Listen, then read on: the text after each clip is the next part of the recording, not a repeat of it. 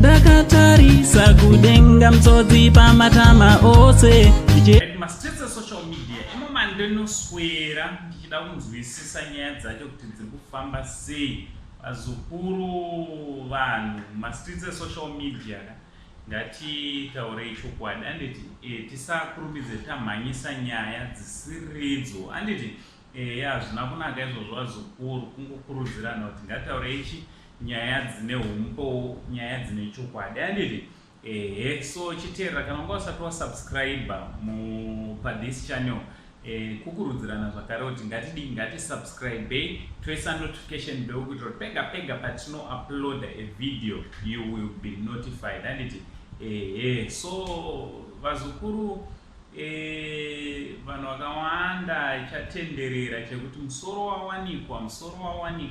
wawanikwa iye mwana wedu anditi muzukuru wangu tapiwa makore achatenderera chafamba kure anditi munozo social media iri very dangerous vazukuru. Ndikudze chokwadi ndinoswera ndirimo anditi iri dangerous pakuti inogona kutipa information isiri iyo, inogona kutokuvadza umwe munhu anditi uyezve yakanaka zvisingaite because inotiita kuti tigare tiri updated kana ikashandiswa zvakanaka anditi so chokwadi chaichoka musoro unenge uri kunzi usati wawanikwa anditi vanhu vanga vakaungana kudhamafozi uko vanhu mapurisa akauya imbwa dzikauya pakava nekushandwa kukuru kwaitwa kudhiga vanhu vachida kutraya kuda infact mapurisa achiitawo rutini yavo pamainvestigations ekutsvagwa kuri kuitwa musoro nemamwe mapatsi atapiwa makore.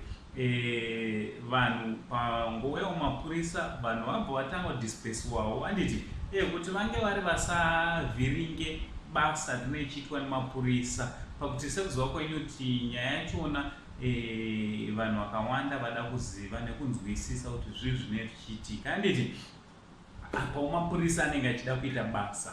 So zvazoita kuti mapurisa vasvika pavadzivirira nzvimbo vakadzinga vanhu vakaita basa ravo. So mapurisa vari professional anditi vanenge vachida kuti shoko ringe riri rinozosvitswa zvine channel anditi ndosaka kuna police spokesperson ndosaka ndava netsamba iri panapa iri kuratidza kuti yanyorwa nemutauro wemapurisa Assistant Commissioner Ponyati. So what do you think nenyaya iyi vazukuru? Ndine mafuti video yandamboita ndikatukwa zvisingaite nevazukuru vangu nenyaya yemuprofita ari kutaura kuti zvoni musoro uri kunzi uri ku Mozambique asi vanhu vachazouya vachitaura vega. So what do you think nenyaya iri panapa vazukuru? Munofungewo ngataurira nekuma-comments. Na Uncle Saint, the only Zimbabwean uncle, much love.